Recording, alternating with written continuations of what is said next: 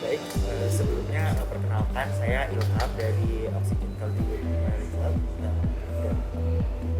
Perkenalkan saya Devin dari Oksigen, kami berdua mahasiswa tingkat 2 FAU. Mungkin boleh Ya, dok?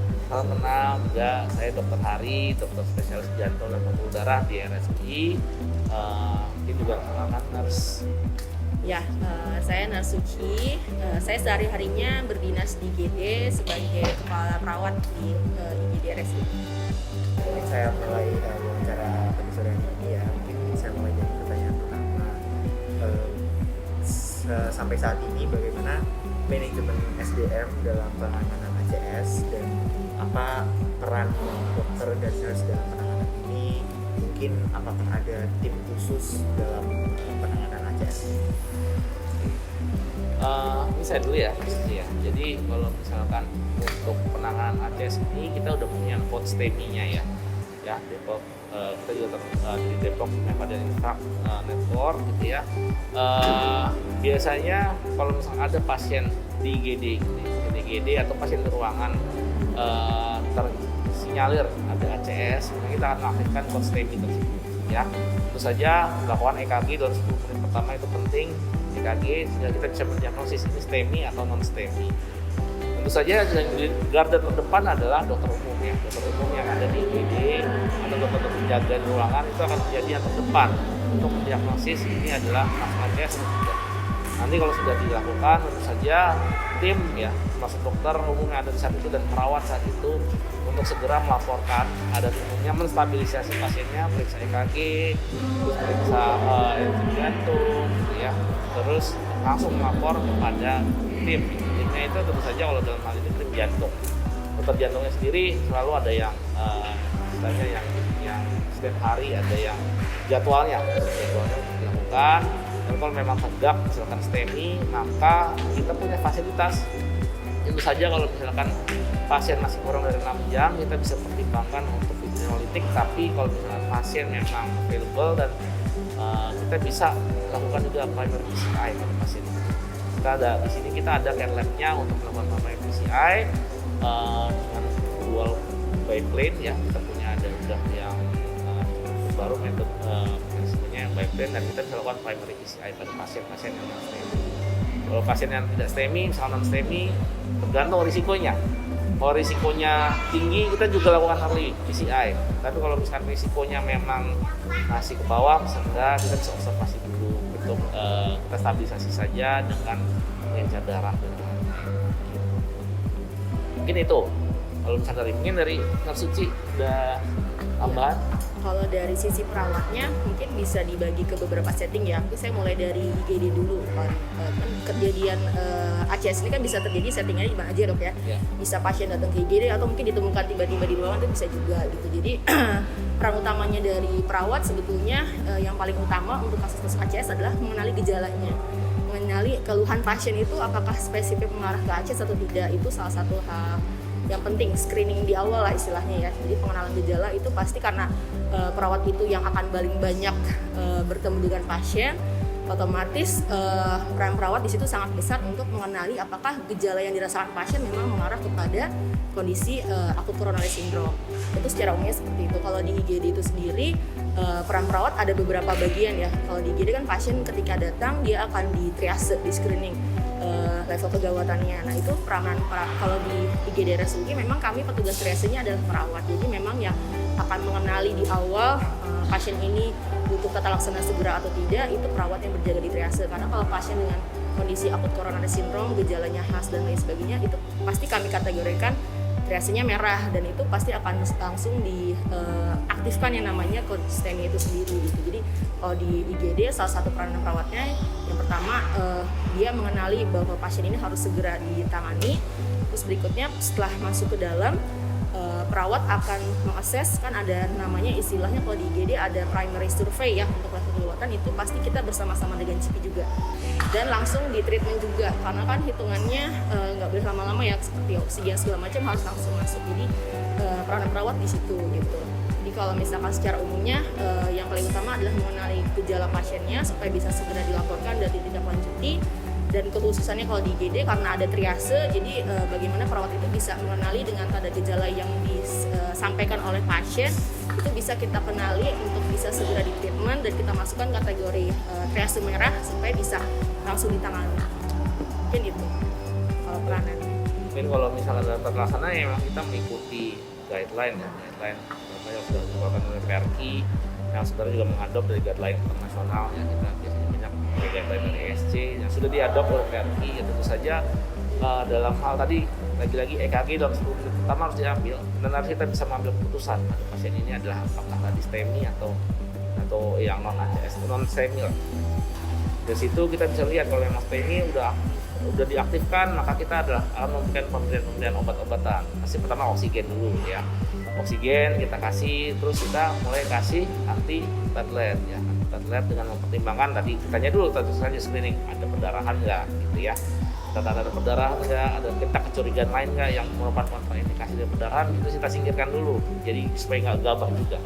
Lalu tentu saja kita akan memberikan tadi aspirin salah satunya, terus ada antiplatelet lain seperti clopidogrel, terus ada juga ticagrelor, itu juga bisa kita masukkan. Terus yang lain kita bisa juga mulai memberikan anti nyeri gitu. Karena pasien kan pertama kali pertolongan kita nyeri dulu ya.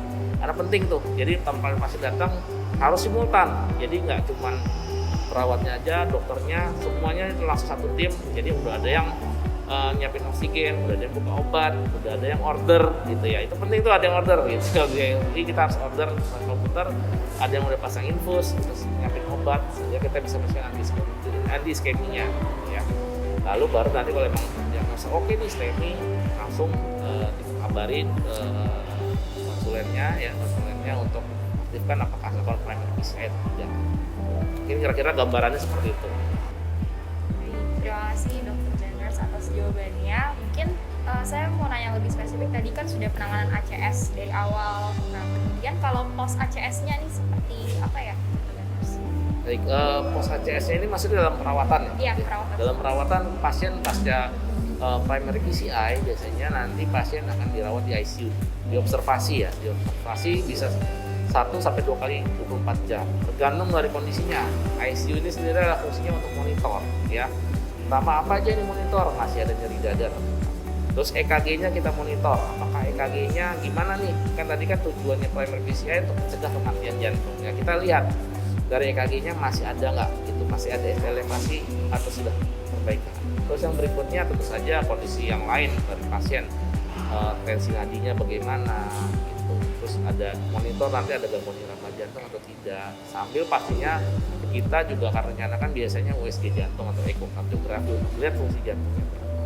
Nanti kalau misalnya dalam 1 atau 2 kali 24 jam tergantung, selama 1 kali 24 jam bebas nyeri sama sekali gitu ya.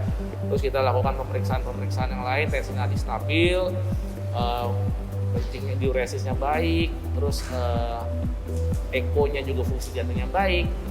Mungkin dalam 1 kali 24 jam kita bisa pindah ke ruang perawatan. Dari ruang perawatan nanti biasanya tergantung kita ada memakai skor ya. Kalau misalkan skornya kira-kira nanti tadi tidak aritmianya nggak ada, fungsi jantungnya baik, dari dada nggak ada, usianya masih muda, itu mungkin kita bisa cepat predischarge-nya. Jadi hanya mungkin dalam 3 hari lah. Pas perawatan nanti kalau udah dinilai cukup baik bisa mulai mobilisasi persiapan untuk pulang gitu Mas. Mungkin itu kalau misalkan dari sisi medisnya ya. Mungkin untuk perawatan sehari-hari dokter Suci juga bisa menambahkan apa yang dilakukan. Iya, kalau settingnya ini biasanya memang betul kalau misalkan post PCI pasien akan dikirimnya ke ruang perawatannya yang intensif dulu. Minimal HCU ya dok ya, kalau memang tidak ada kondisi gangguan ICCU lah kalau di ICCU, ya. Kalau di RSU beda ini terminasi. Iya, terminologinya udah bukan HCU lagi. Iya, Terminologi yang udah, ada di RSU ini ICCU gitu ya. Ruangannya udah lebih dispesifikan kalau memang pasiennya dengan kardiovaskuler biasanya kebutuhan HCU-nya akan dirawatnya di ruangan ICU. Jadi di sana peranan perawat yang tadi disebutkan sama Dokter Hari itu yang akan melihat sehari-harinya kami gitu. Kami akan mengobservasi pasiennya. Nanti pas saat di ruangan itu mulai kita siapkan untuk pasien bisa pulang kan ya. Jadi kita siapkan di planningnya, edukasinya, mobilisasinya seperti apa, kami ajarkan gitu kan, berkolaborasi juga dengan fisioterapi kan bertahap ya. Karena kan kita juga menilai dia kapasitas adaptasi terhadap perubahan kondisinya seperti apa gitu. Nah itu kita berkolaborasi dengan fisioterapi, dengan gizi juga, karena kan kalau pasien jantung spesifik ada diet-diet yang harus diperhatikan, itu juga dikolaborasikan saat di ruang perawatan sama nanti persiapan untuk saat pasien pulang. Kita edukasi juga di rumah tuh harus seperti apa gitu, obat-obatan yang harus diminum, nanti kita kolaborasi sama farmasi untuk bisa aktivitas mandiri di rumah setelah pasca dilakukan tindakan pemasangan ring atau PCI. Siapanya seperti itu. Terima kasih Dokter Daners jawabannya. Mungkin tadi dari tata laksananya, mungkin saya boleh nanya ya Dokter Daners, apa ada selama ini ada cerita kendala-kendala yang terjadi gitu, dan bagaimana langkah alternatifnya dalam menangani hal tersebut selama tata laksana ACS? Kalau kendala banyak, salah satunya saya kira ini di berbagai macam tempat adalah salah satu kendalanya adalah pasien ACS tuh kadang-kadang tidak berdiri sendiri ya. Ada komorbid lainnya yang kadang-kadang mempersulit ya, apalagi kalau misalkan di RSUI ini rumah sakit yang umum menerima semua penyakit. Jadi kadang-kadang kalau misalkan ACS-nya ini pada kasus-kasus yang misalkan ada perdarahan atau dengan stroke ya, apalagi stroke yang perdarahan. Jadi ada kasus yang cukup berat, pasiennya STEMI tapi stroke perdarahan juga.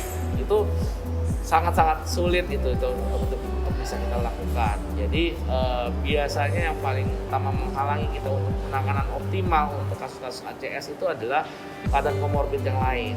Biasanya satu berhubungan dengan perdarahan. Selanjutnya yang lain adalah sebelumnya mungkin dulu ya awal-awal pandemi COVID ya, itu juga tergantung sih. COVID itu kan berbagai macam ya, tapi kalau ada yang derajatnya sangat berat gitu, yang pasiennya kira-kira dengan HRD yang sangat berat dan intubasi dan banyak komorbid yang lain, itu kadang-kadang juga menghambat kita untuk melakukan tindakan penanganan ACS ini dengan komprehensif.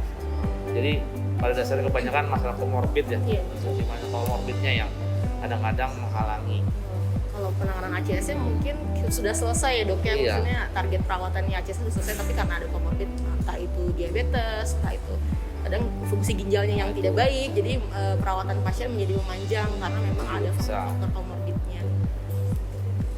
Kalau dari sisi penanganan ACS-nya mungkin bisa kita kejar ya, mungkin bisa kami kejar gitu, cuman karena ada komorbid itu yang akan memperlama pasien dirawat. Tadi sebenarnya sudah sempat disinggung sedikit-sedikit nih berkaitan dengan fasilitas yang ada di RSUI untuk penanganan ACS. Tapi mungkin bisa dijelaskan lebih lanjut nih Dok Daners, fasilitas apa saja yang ada di RSUI ini? Jadi fasilitas yang pertama tentu saja tadi kita memiliki ruangannya dulu ya, kita dengan emergency yang sudah langsung connect, dan kita ada ruangan ICU, dan diantaranya untuk melakukan primary PCI kita punya cath lab ya, kita punya cath lab yang dual plane ya. Jadi dual plane itu gimana? Dia punya dua kameranya, sehingga kita bisa melakukan dalam sekali shoot yang untuk mengurangi radiasi bisa langsung dua. Jadi sering pada kasus-kasus yang membutuhkan gambaran yang lebih baik, contoh misalkan pada kasus penyakit jantung kongenital juga lebih baik, atau gangguan saraf yang lain juga, stroke misalkan itu juga bisa. Tapi dengan intinya dengan ada dual plate seperti itu akan mengurangi risiko untuk radiasi dan diharapkan lebih cepat sebenarnya begitu. Jadi cath lab kita bisa melakukan itu, dan kira-kira bisa ready lah melakukan tindakan-tindakan primary PCI. Lalu untuk perawatan pasca di ICC-nya, tentu saja kita punya tim ya di ICC ya, lengkap. Kita juga termasuk dari jantungnya, ada kita kolaboratif ya, di sini ada ICU, ada anestesi, di sini ada anestesi, ada tim-tim semua dengan berbagai spesialis ada di sini, sehingga kita bisa melakukan kolaborasi. Dan untuk monitoringnya itu sangat banyak kita di RSUI ini, mulai dari kita monitoring ya misalkan alat monitor biasa, ventilator sampai yang kita advance di alat non invasif, continuous non invasif monitoring itu dengan suatu alat yang kita masukkan ke dalam pembuluh darah sehingga dia bisa memonitor secara continuous keadaannya kalau memang kita perlukan pada keadaan-keadaan yang khusus. Selanjutnya kalau misalnya sudah di perawatan, tentu saja kita punya kolaborasi dengan rehabilitasi medis kita memang kita perlukan dan gizi. Jadi saya kira untuk perawatan sudah cukup komprehensif. Mungkin Nurseji mungkin ada tambahan juga. Kalau ada penyakit dok, kita punya kalau misalkan pasiennya dengan gangguan fungsi ginjal ya, misalkan ada efek samping dari pemberian kontras yang pada saat tindakan, terus pasiennya butuh dialisa itu bisa. Dan kalau misalkan kondisinya hemodinamiknya tidak stabil, mau hemodialisa bedside, kita punya mesin CRRT. Terus kalau misalkan ada gangguan hemodinamik, kita punya mesin di HBP juga dok. Di RSUD juga ada intra-aortic balloon itu bisa juga ada juga. Kalau fasilitas itu kita sudah cukup lengkap ya. Semua yang dibutuhkan pasien, baik yang yang untuk tindakannya maupun untuk mensupport saat dia dirawat dan diprediksi ada kemungkinan perburukan gitu, kita sudah punya alatnya juga. Kalaupun kalau misalkan kadang-kadang soalnya suka ada juga pasiennya ACS, TEMI, kemudian setelah kita melakukan tindakan angiografi ternyata pembuluh darahnya mengalami sumbatan yang banyak, jadi cuma satu titik, artery vessel disease itu yang misalkan kita sebut, maka itu tentu saja PCI tidak menjadi pilihan. Sehingga kita bisa lakukan kolaborasi dengan dokter bedah toraks untuk melakukan tindakan operasi jantung bypass. Nah, dan kita sudah pernah lakukan juga dan itu bisa kita lakukan juga di RSUI ini. Terima kasih jawabannya dokter Danas. Mungkin sekarang saya tanya mengenai teknologi diagnostiknya. Apakah sudah memenuhi kriteria yang ditetapkan dari IASI dan Turki? Untuk diagnosis tentu saja tadi kita sudah punya cath lab ya, yang sudah operasional dengan dual plane, jadi saya kira itu sudah cukup untuk melakukan tindakan diagnostik. Mungkin satu-satu dulu deh, satu-satu kalau di GD itu tentu saja kita harus punya EKG. EKG pasti ada. EKG itu dulu ya. EKG kedua kita juga ada pemeriksaan lab, pemeriksaan cepat lab enzim jantung seperti troponin. Ya itu juga penting. Biasanya nanti masuk baru ke cath lab mesin, kita bisa melakukan diagnostik saja, tindakan apakah ada penyakit memang ada sumbatan atau tidak, sehingga kita perlu melakukan PCI atau tidak. Terus selanjutnya tadi monitoring yang kita bilang banyak, mulai dari echo, alat untuk persiapan kalau misalkan pasien komplikasi seperti HD atau HD untuk hemodinamik nggak stabil seperti PH, atau perlu bantuan hemodinamik lain termasuk IABP, itu kita ada. Untuk echo pun kita bisa bedside ya dok, jadi pasien nggak harus dibawa ke polikardio, misalkan pasiennya bedside mau dievaluasi oleh DPJP-nya itu bisa dikerjakan bedside, nggak harus pasiennya dibawa ke poli. Jadi bisa mau pasiennya di ICU, pasiennya di IGD, pasiennya di ruangan pun kita bisa. Terima kasih Dok Denars. Mungkin ini pertanyaan terakhir ya Dok Denars. Ya. Jadi apa ada perbedaan penanganan ACS sebelum pandemi dan setelah pandemi? Pas pandemi memang kesulitannya waktu awal-awal pada ada relaktansi untuk kita untuk melakukan tindakan PCI. Ya, ada kita harus setting dulu nih untuk ruangannya itu untuk bertekanan negatif dulu. Alurnya kita harus siapin dulu. Jadi memang ada waktu awal-awal kita kesulitan. Dan memang akhirnya kita banyak mengandalkan terapi konservatif. Dan yang awal kita terapi pengencer darah, pemberian, jadi konservatif. Tapi sejalan waktu kita akhirnya menyiapkan ruangan-ruangannya dan alurnya sudah kita siapin juga. Kalau misalnya ada pasien COVID, kita memiliki alurnya sendiri dari emergency room sampai ke ruangan cath lab, itu kita punya untuk jalurnya. Yang paling penting itu kan alurnya ya kalau pada pasien. Kalau untuk tindakannya sih saya kira kita udah berapa tindakan untuk bahkan untuk yang bedah sekalipun kita bisa tinggal menggunakan alat pelindung APD aja kita bisa lakukan. Kalau kalau dari segi tata laksana emergency sebetulnya tidak ada perubahan baik sebelum pandemi maupun pada saat pandemi ya. Yang sedikit berbeda ketika pasiennya mau kita discharge untuk dilakukan tindakan primary misalkan, itu memang agak kesulitan karena kita belum punya ya dok ya, jadi belum punya ruangan, belum disiapkan istilahnya, belum disiapkan ruangan cath lab yang tekanan negatif yang khusus untuk pasien COVID gitu, sama alurnya itu sendiri gitu. Tapi kalau dari segi tata laksana awal, pemberian oksigen, pemberian obat double antiplatelet, terus misalkan ada nitrat juga, itu nggak ada perubahan sebenarnya. Tapi pas ketika pasiennya diputuskan, ini sebetulnya pasiennya butuh tindakan segera primary, nah itu agak sedikit terkendala karena kita belum siap fasilitas di awal seperti itu. Baik, terima kasih Dr. Daners atas kesempatannya dalam acara hari ini. Sangat bermanfaat dan menambah wawasan. Terima kasih dok. Ya, sama.